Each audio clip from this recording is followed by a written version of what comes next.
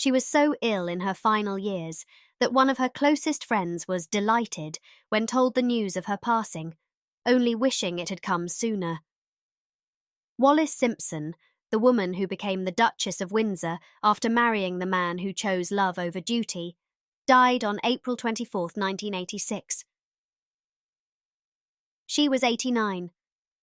The American widow of the former King Edward VIII had been beset by illness after her husband's death in 1972, and lived out her final years almost alone in her Paris home, unable to walk or leave a room that had become her world.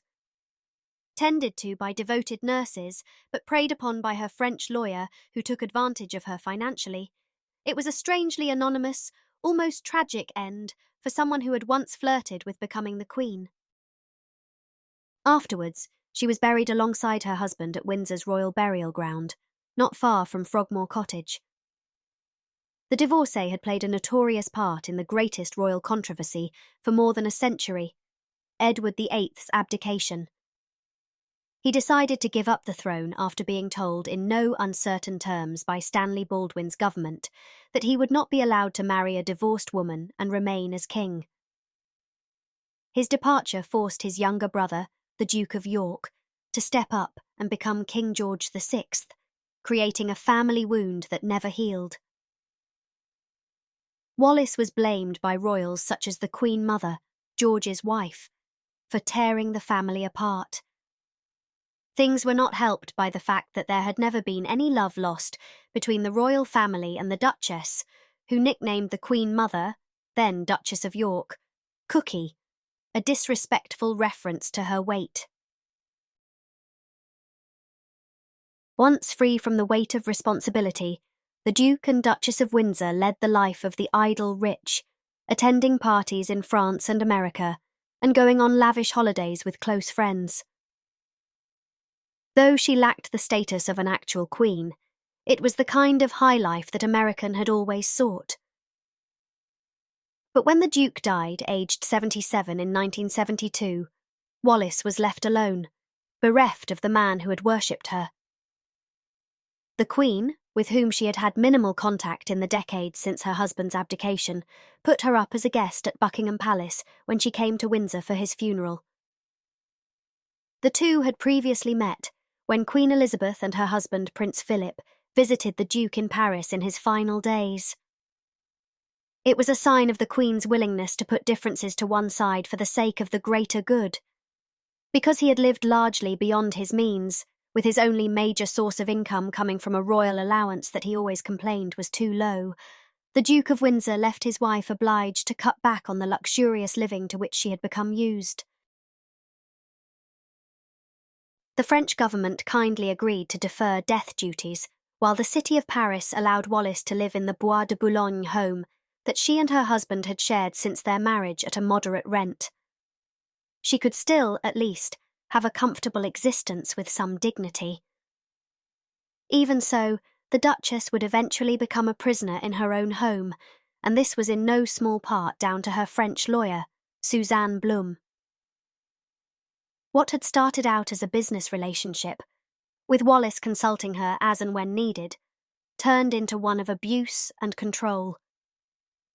Historian Hugo Vickers told in his 2011 book how, step by step, Blum dismissed the Duchess's English lawyer and then her staff, who had included a chef, concierge, chauffeur, and hairdresser. She gradually banished friends who wanted to come and visit, claiming that the Duchess was too tired or would be too upset to see them. By then, the Duchess's poor health had left her in a state of immobility. A diagnosis of atherosclerosis, where the arteries become narrowed, led to periods of confusion, prompting Wallis to believe that her husband was still alive. She would imagine herself back at the worst point in her life, when Edward VIII was about to abdicate. The Duchess fell out of bed over Christmas in 1972 and was not given appropriate treatment, despite being in considerable pain.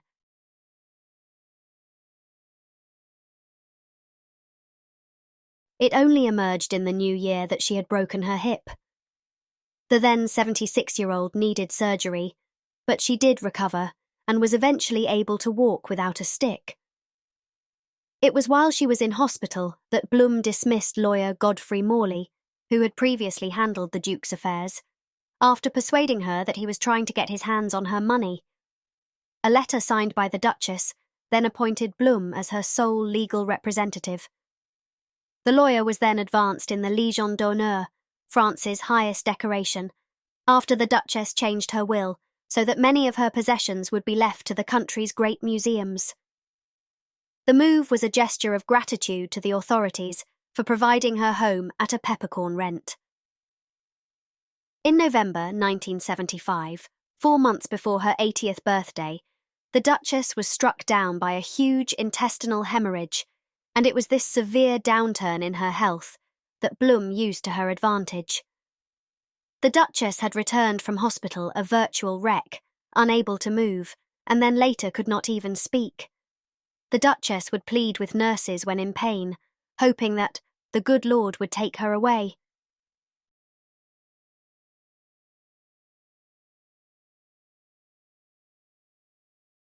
As Vickers recounted, one of the nurses said, "It gives me great distress to see HRH, who was once a great lady, admired and feted throughout the world, who showed courage which was widely respected, becoming little by little a lady who suffers terribly."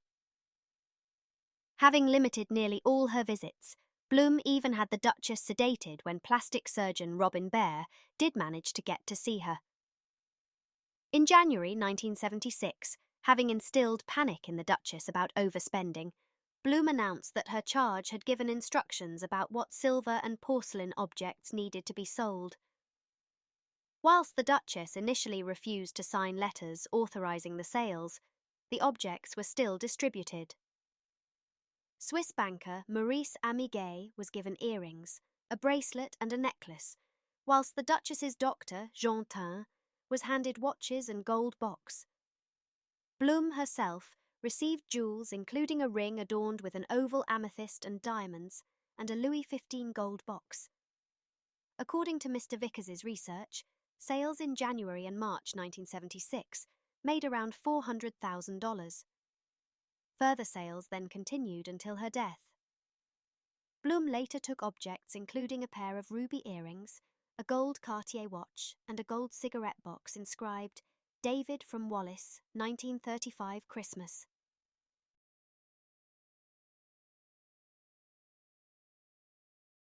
The stark state of the Duchess's health was described by Sir Nicholas Henderson, the British ambassador to Paris, who was allowed to see her in 1977. He wrote, "Her hands, which caught the eye immediately, were badly contorted in shape and paralysed. Our handshakes were perfunctory. There is nothing in the face to recall that distinct and dominating look known to the whole world." He added, "She was perfectly compos mentis, but it was as though living was a big task and could only be coped with for short intervals at a time." In October 1977, Bloom secured total power of attorney by deception, having used a clerk to get the Duchess's verbal assent. By the spring of the following year, Wallis had ceased being able to speak and could hardly move without assistance. The Duchess's butler, Georges, came across the love letters sent between her and the Duke before their marriage. Whilst she told him to burn them, Bloom ensured they were kept and then profited from their publication after the Duchess's death. Bloom later claimed to have had permission from the Duchess to publish any of her papers, but Vickers believes the permission letter she had, signed only with initials, was a forgery.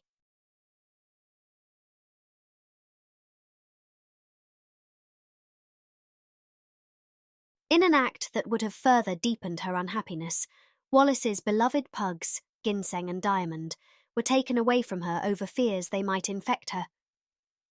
The Duchess never saw them again.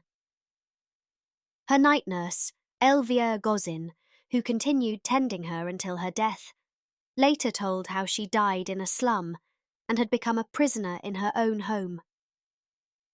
Hairdresser visits had been terminated and expensive creams from Estee Lauder replaced with cheap makeup, whilst bedclothes became tattered. Although Gozin twice attempted to alert the Queen to the Duchess's plight, she was never able to get access to her or pass on the message. Gozin took photos of the Duchess in her bed, which were published after her death. They showed her lying amidst the machinery that was keeping her alive, with her head just visible above the sheets. And, in what was a further indication of her life of utter misery, Dr. Thynne told a newspaper how he had ordered the Duchess's wedding ring to be gently cut off because of her severe arthritis. During these last years and months, one consistent visitor was the Right Reverend James Leo, the Dean of the American Cathedral in Paris. It was he who performed the last rites in April 1986. He said, "She squeezed my hand during the last rites, and again as I read a short passage from the Bible."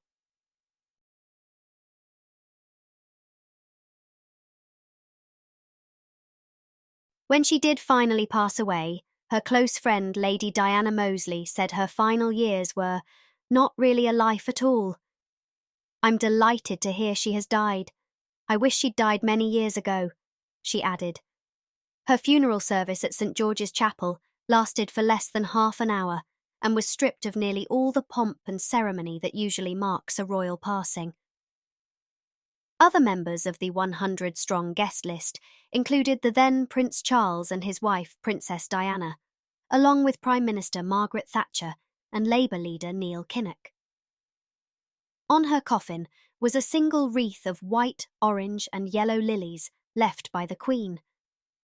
Her burial next to her husband outside Frogmore Mausoleum was attended by only the Queen, the Duke of Edinburgh, Prince Charles and Princess Diana, and 8 of Wallis's aides and friends. The Queen Mother, who had once called Wallis the lowest of the low, did not attend the burial after being asked to stay away by the Queen. However, there was one alleged flicker of emotion that perhaps signalled how, despite all that happened, feelings could be complicated. According to Princess Diana, the Queen did shed a tear as the Duchess was laid to rest. She claimed it was the only time she had seen the monarch weep. The laying to rest of the Duchess of Windsor marked the final chapter in a marriage that had captivated and scandalised in equal measure. At last, after nearly 15 years of loneliness, vulnerable to the demands of the predatory Bloom, Wallis was back by the side of her beloved.